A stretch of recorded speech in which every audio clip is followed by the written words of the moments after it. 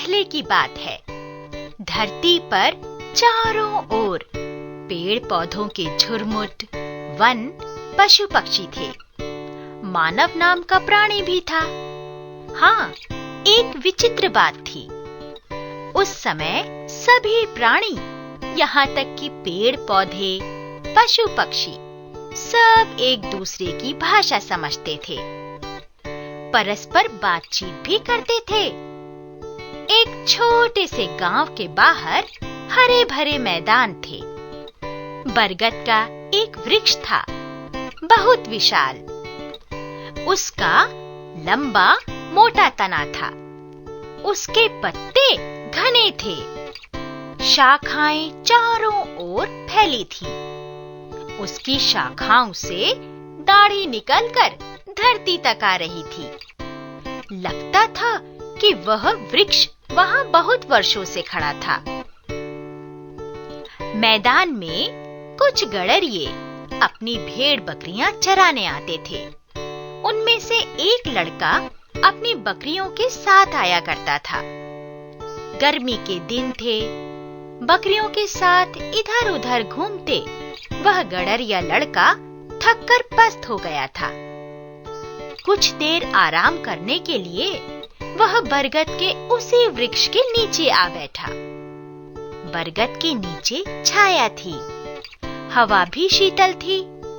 हवा के हल्के हल्के झोंके लड़के को थपथपाने लगे।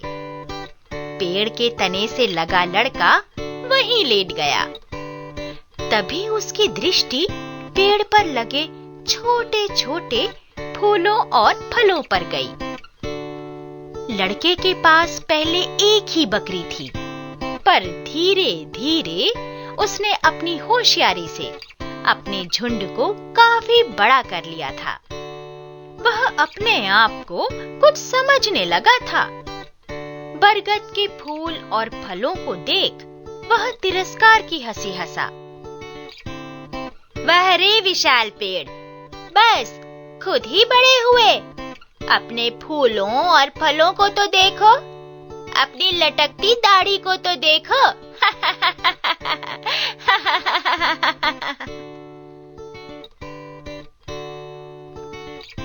बरगद ने सब सुना, परंतु बोला कुछ नहीं। तभी हवा चलने लगी। पत्तों से सर्र सर्र की हल्की ध्वनि निकली, जैसे वे कोई लोरी गा रहे हों। लड़के की शीघ्र ही आंख लग गई। तभी एक दो फल उसके मुंह पर आ गिरे। वह हड़बड़ाकर उठ बैठा। उसने ऊपर देखा। उसे किसी के हंसने की आवाज सुनाई दी। एक तो मेरी नींद खराब कर दी, ऊपर से हंस रहा है। क्यों, चोट लगी क्या? छोटा सा तो फल था, इतने में ही घबरा गए। अब सोचो, यदि मेरे पेड़ पर तरबूज जितना फल होता तो। मित्र, किसी को छोटा या कम समझना बुद्धिमानी की बात नहीं है। यह तो घमंडी होना है, और घमंड करना तो किसी के लिए भी उचित नहीं। अब देखो, मैंने अपनी छाया देकर तुम्हें धूप ताप से बचाया। मेरे तने ने तुम्हें सहारा दिया। मेरी पत्तियों से छनकर हवा शीतल हुई।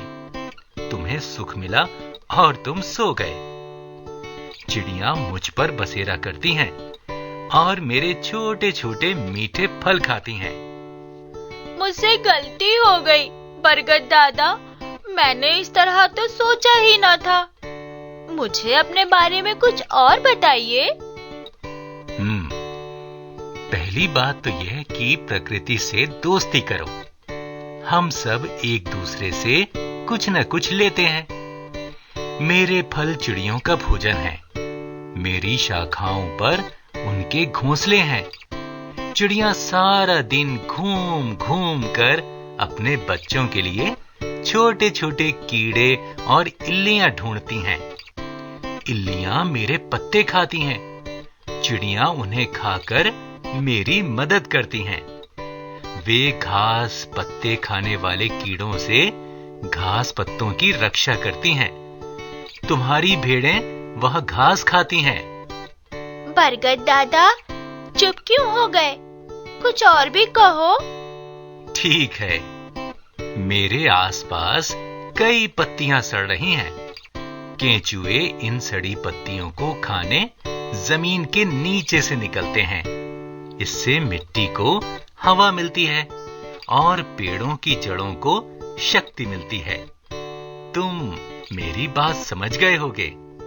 इस तरह हम सब एक दूसरे पर निर्भर हैं।